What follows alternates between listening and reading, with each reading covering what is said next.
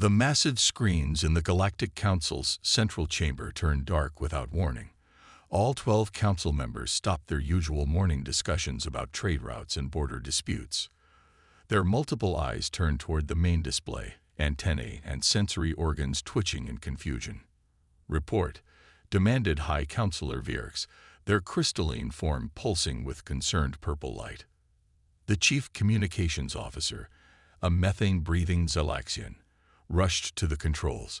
Their tentacles moved quickly across the holographic interface.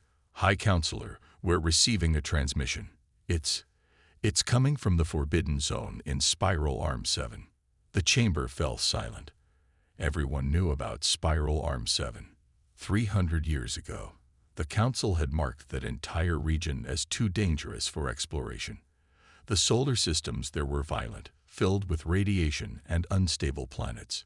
No intelligent life could possibly evolve in such hostile conditions. "Show us," Vierks ordered. The screens lit up again. 3 simple words appeared, written in perfect galactic standard.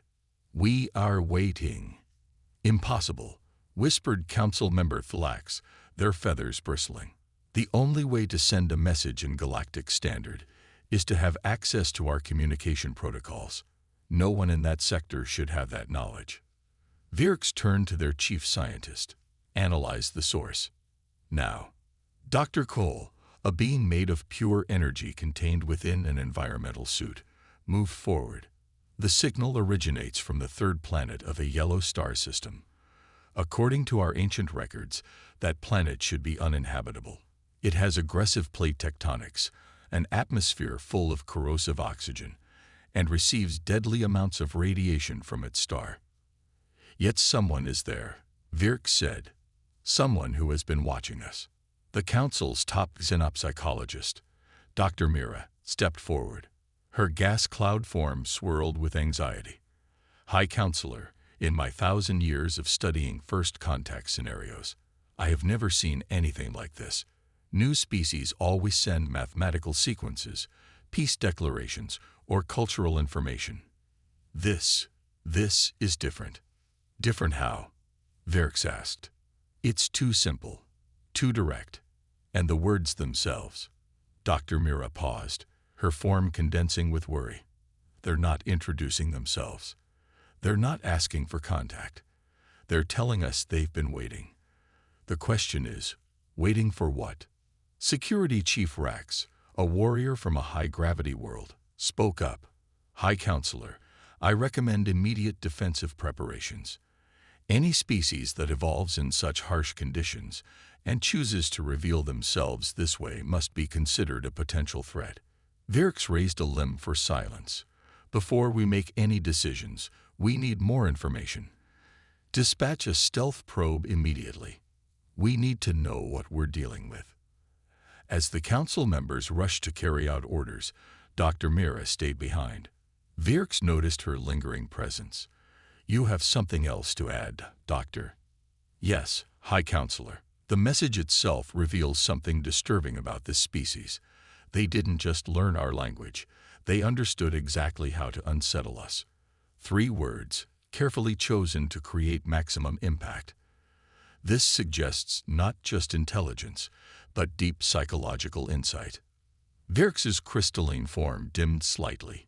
"You believe they've been studying us?" "I believe, High Counselor, that while we thought that sector was too hostile for life, something not just survived there, it thrived. And it's been watching us, learning about us, possibly for a very long time. The question isn't just what they're waiting for." Dr. Mira's gaseous form trembled slightly. "The question is, how long have they been waiting?" As the probe launched toward the mysterious third planet, Vierks looked at the message still glowing on the screen. 3 simple words that had shattered centuries of assumptions about the galaxy. 3 words that promised to change everything. "We are Yodoe." The stealth probe emerged from faster-than-light travel at the edge of the mysterious solar system. Its advanced cloaking systems activated immediately, making it invisible to most forms of detection. The Galactic Council's observation room was silent as the first images arrived. "By the ancient stars," whispered Dr. Kool, their energy form flickering with shock. "Look at their fourth planet." The red planet that should have been empty was anything but. Massive domed cities dotted its surface, connected by transport tubes that stretched across the dusty landscape. Solar farms larger than continents captured the distant sun's energy. But most surprising were the terraforming towers, steadily pumping out an atmosphere. "They're not just surviving there," Security Chief Rax observed. "They're transforming it." The probe moved closer to Earth, carefully avoiding the network of satellites orbiting the blue planet. The council members watched in stunned silence as detailed scans revealed the extent of human civilization. "Impossible," muttered Virx, their crystalline form pulsing rapidly. "Their technology level, it's far beyond what a young species should have." The images showed sprawling cities, orbital stations, and regular shuttle traffic between Earth and its moon. The moon itself had been colonized, its dark side covered in research facilities and mining operations. Dr. Mira's gaseous form swirled excitedly. "High Counselor, we're detecting something strange. Their communication systems, they're not just using their own technology. They've modified elements of galactic standard protocols." "What are you saying?" Virx demanded. "They've been intercepting our transmissions," Dr. Koval explained, bringing up detailed scans. "Not just recently. Based on these readings, they've been listening to galactic communications for at least 50 of their years. They've learned our languages, studied our technology, and understood our culture, all without us knowing." Security Chief Rax slammed a heavy fist on the table. "This is a clear security breach. We must respond immediately." "Wait," Dr. Mira interrupted. "You don't understand what this means. They didn't just crack our codes. They chose not to use this knowledge. They could have sent messages at any time. They could have asked to join the council. Instead, they waited and watched." The probe's scans revealed more surprises. Hidden beneath Earth's oceans were massive energy signatures. Underground bases housed technology that seemed to be experimental faster than light drives. But they were different from anything the Council used. "They're not copying our technology," Dr. Koval realized, their voice filled with awe. "They're improving it, taking our basic principles and pushing them in directions we never considered." Virx turned to Dr. Mira. "Your assessment." The xenopsychologist's form condensed thoughtfully. "These humans, they're patient predators. They didn't evolve on a death world. They conquered it. When they detected our communications, they didn't rush to make contact. They studied, learned, and prepared. The message, 'We are waiting,' wasn't their first step into galactic society. It was their announcement that they've been here all along." The probe's final scans showed military installations carefully hidden across their system. The humans had weapons, yes, but they weren't positioned for attack. They were arranged purely for defense, protecting something deeper in their territory. "They're not waiting because they have to," Virx realized. "They're waiting because they choose to." The question is, what are they perfecting in those hidden bases that makes them so confident? As if answering the question, the probe's sensors detected a massive energy spike from one of Earth's underground facilities. For a split second, space itself seemed to bend in ways that defied the Council's understanding of physics. "High Counselor," Dr. Koval said quietly, "I don't think they're waiting for us to welcome them to the galaxy. I think they're waiting to show us how much we still have to learn." The Council chamber fell silent again, all eyes fixed on the images of Earth. They had expected to find primitives taking their first steps into space. Instead, they found something far more dangerous. A species that had turned patience itself into a weapon. Deep within the Galactic Council's central archive, Dr. Koval's energy form moved quickly between ancient data crystals. Their research team had spent 3 days searching through centuries of records, looking for any information about Earth. Now they had finally found something. "High Counselor Virx," Dr. Koval called through the communication system. "You need to see this immediately." When the council members gathered, Dr. Koval projected the ancient report onto the main screen. The date stamp showed it was written 300 years ago.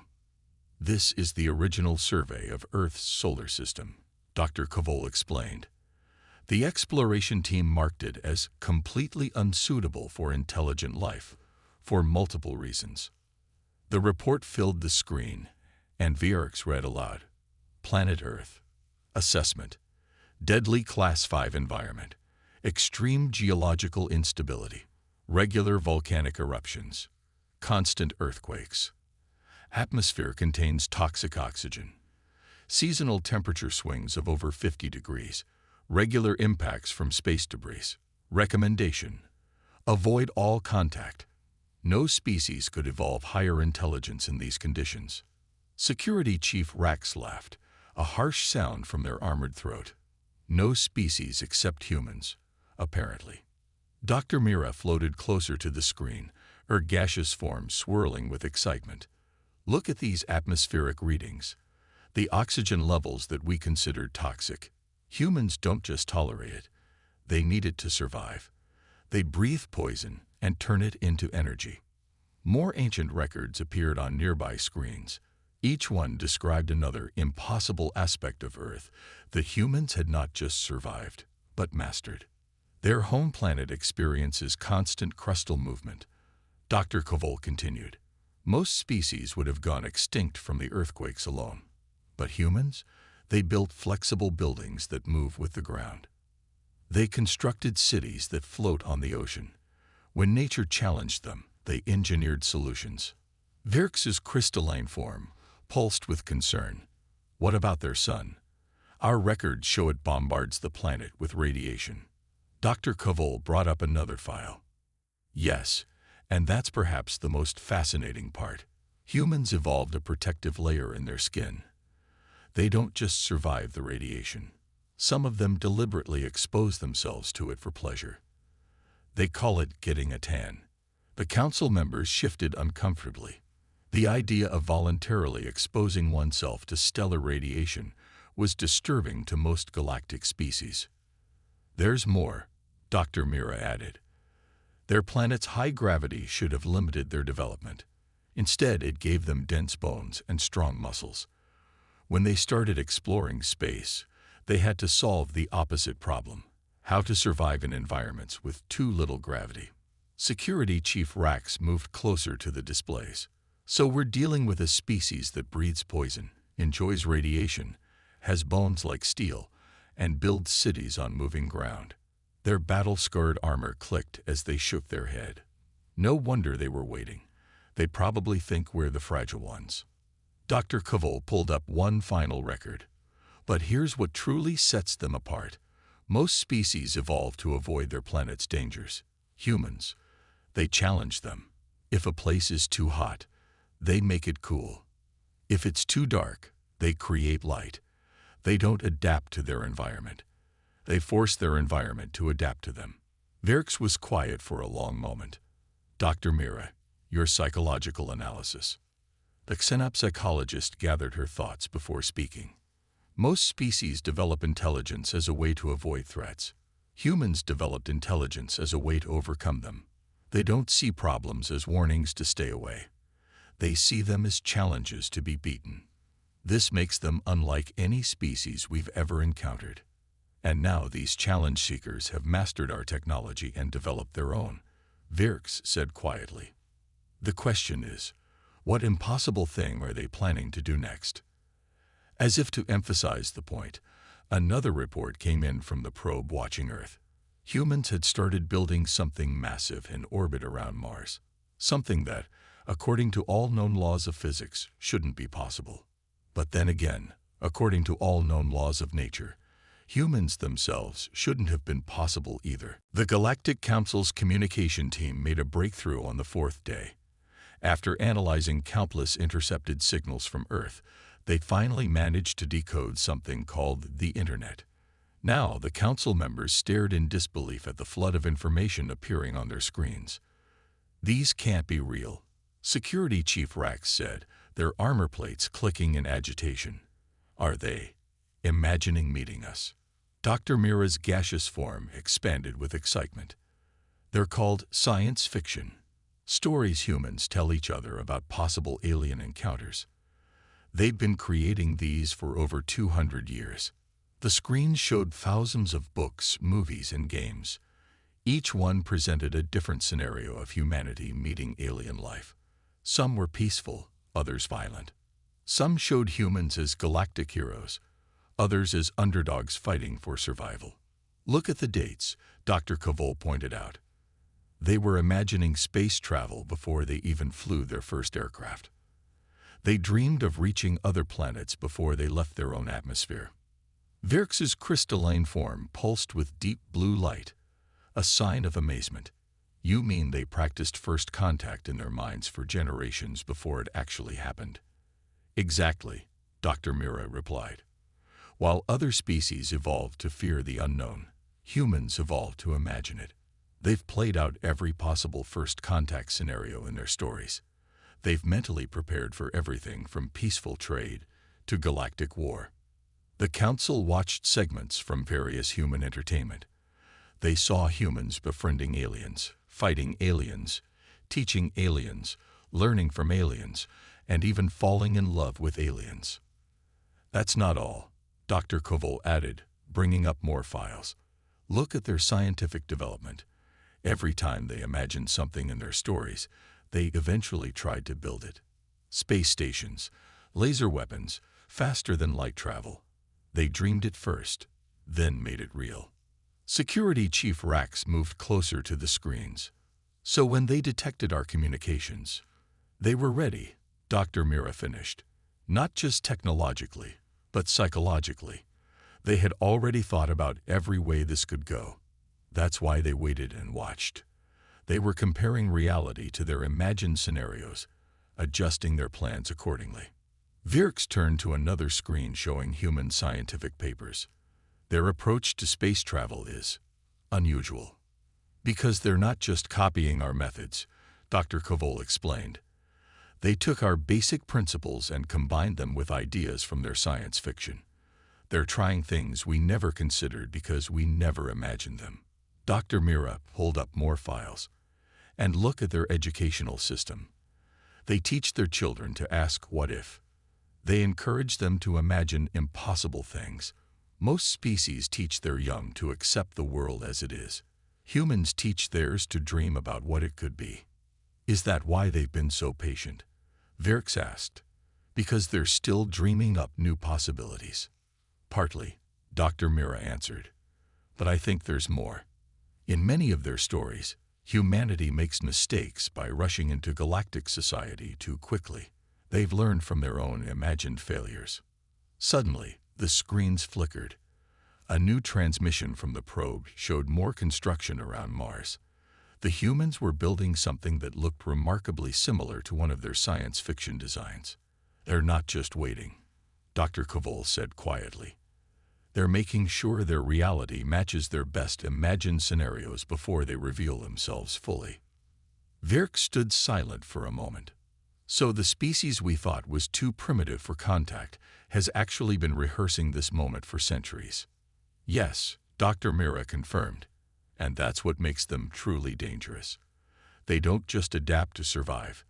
They imagine ways to thrive. They don't just face the unknown. They create it first in their minds. As if to prove her point, another energy spike appeared on their sensors. Something around Mars flickered in a way that shouldn't have been possible, except humans had already imagined it could be. And now, they were making that imagination real. The Galactic Council's emergency meeting was interrupted by urgent news from the probe. Dr. Cavol's energy form flickered rapidly as they projected the latest images onto the main screen. The humans have done it, they announced. They've developed their own faster-than-light travel system, but it's unlike anything we've ever seen. The screen showed a test ship near Mars. It didn't use the standard jump drives that every other species in the galaxy relied on. Instead, the vessel was surrounded by a strange field that bent space itself. Impossible, muttered several council members at once. That's not the surprising part, Dr. Cavol continued. According to our scans, they perfected this technology months ago, but they haven't used it for travel yet. They're still running tests. Security Chief Rax leaned forward. They have the power to reach any part of the galaxy, and they're choosing not to use it. Why? Dr. Mira's gaseous form swirled thoughtfully. Because they're being careful. Remember, they're science fiction. In many stories, rushing into space with untested technology led to disaster. They're learning from imagined mistakes. Virx's crystalline form pulsed with realization. So when they sent us, we are waiting. They weren't waiting for us, Dr. Kavol finished. They were waiting for themselves, making sure everything was perfect before taking the next step. The council watched as humans conducted another test. The ship created a bubble of distorted space, held it for exactly 10 minutes, then safely powered down. Everything was measured, recorded, and analyzed. Look at their testing protocols, Dr. Kavol pointed out. They're not just checking if it works. They're trying to break it in every possible way, finding all potential problems before they actually use it. New data streamed in from the probe. The humans had built hundreds of these ships, but kept them powered down. They had constructed launch facilities on every planet and moon in their system, but weren't using them yet. They had mapped countless destinations, but hadn't visited any. Their patience is extraordinary, Virx observed. Most species would rush to explore once they had this capability. Dr. Mira brought up more analysis. It's their environment that taught them this. On a death world like Earth, rushing into anything means death. They learn to test everything, prepare for all possibilities, and only act when they're absolutely ready. Security Chief Rax's armor clicked nervously. But ready for what? What are they planning to do with all this power once they're satisfied with their tests? The answer came from an unexpected source. The probe had decoded more human transmissions, this time from their scientific community. Dr. Kavol displayed the messages. They're not just testing the drive. They said, voice filled with awe. They're improving it. Every test gives them new data, which they use to make the system better. They've already made it 30% more efficient than their first design. The screen showed more human projects, weapons that could disable ships without destroying them, shields that could protect entire planets, communication systems that worked across dimensional barriers. Now we understand the true meaning of their message, Dr. Mira said quietly. We are waiting wasn't just a statement. It was a warning. They were telling us they won't join galactic society until they're ready, by their own extremely high standards. Virx stood silently for a long moment, and when they decide they're ready, then they won't come as newcomers seeking permission to join, Dr. Mira answered. They'll come as equals, or perhaps more than equals, with technology we've never imagined, tested beyond any doubt, and perfected through their endless patience. As if confirming her words, the test ship near Mars activated again. This time, the space-bending field was clearly stronger, more stable, and more controlled than before. The humans were getting better, test by test, hour by hour. They were still waiting, but now the Council understood that with each moment of waiting, humanity was growing stronger. Word spread through the galaxy like a shockwave. Despite the Galactic Council's attempts to keep their discoveries secret, rumors about the humans leaked from a dozen different sources. Every species reacted differently to the news that a death world had produced something unprecedented. The Xylaxians, masters of trade, were the first to panic. Their stock markets crashed as traders realized humans might have technologies that could make current starship designs obsolete. Sell everything, screamed a Xylaxian trade master, his tentacles whipping frantically. If their space-bending drives work, our entire transport fleet is worthless. In the militant Krador Empire, the warrior queens called emergency meetings. Their best scientists studied the fragments of information about human weapons and defenses. They can disable ships without destroying them. A Krador general crushed her battle staff in frustration. What kind of warrior shows such restraint? The peaceful luminary, beings of pure thought, sent urgent messages to the council. Their greatest philosophers had analyzed humanity's pattern of development and reached a frightening conclusion. They're not just advancing, the luminary warned. They're advancing with purpose. Each test, each improvement, follows a plan we cannot yet see. Virks watched all these reactions from the council chamber, their crystalline form dim with worry. Dr. Mira floated nearby, observing the growing chaos. The galaxy is dividing into 3 groups, Dr. Mira reported. Some want to attack Earth immediately, before humans finish their preparations. Others want to offer them membership in the council, hoping to control them through politics. And some, her gaseous form shivered, some are already calling humans the next dominant species. Security Chief Rax burst into the chamber with new reports. The humans are accelerating their tests. They've launched 10 new ships, each with a different version of their dry system. The main screen showed the human vessels performing complex maneuvers near Jupiter. Each ship moved differently, testing various approaches to manipulating space itself. Look at their efficiency, Dr. Kavol noted, their energy form pulsing with professional admiration.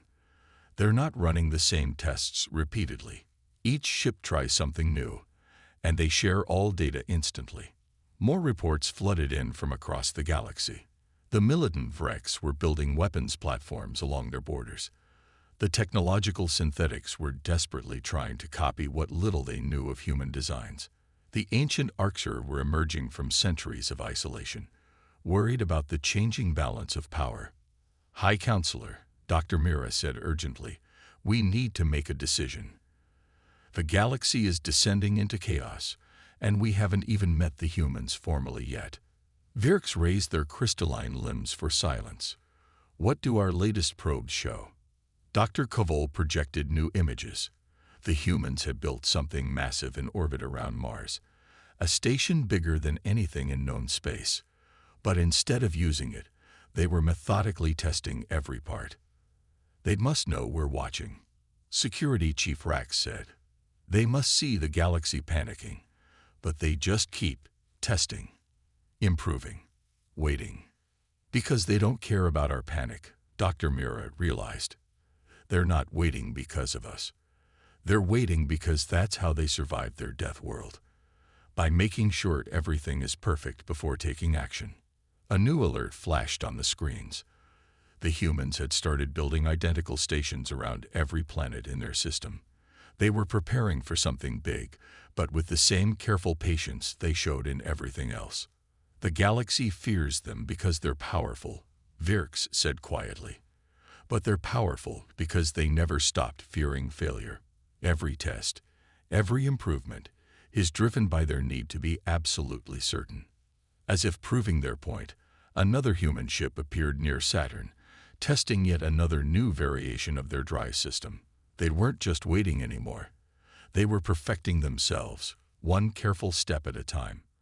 And the galaxy could only watch and wait and worry about what would happen when humanity finally decided they were ready. The Galactic Council was preparing to send their first official contact delegation to Earth when everything changed. It happened during what seemed like a routine morning meeting. High Counselor, Security Chief Rax burst into the chamber, their armor clattering with urgency. Human ships, they're everywhere. The main screens activated, showing scenes from across the galaxy. Hundreds of human vessels had appeared simultaneously at every major spaceport, trading hub, and diplomatic center. Their sudden arrival sent shockwaves through the galactic community. Impossible, Virks whispered, their crystalline form paling. Our latest probe showed their ships still in testing phase. Dr. Kavol's energy form flickered rapidly as they analyzed the data. Those were decoys, High Counselor. The real ships, the perfected ones, they were hidden beneath their oceans, deep underground, and in caves on their moons.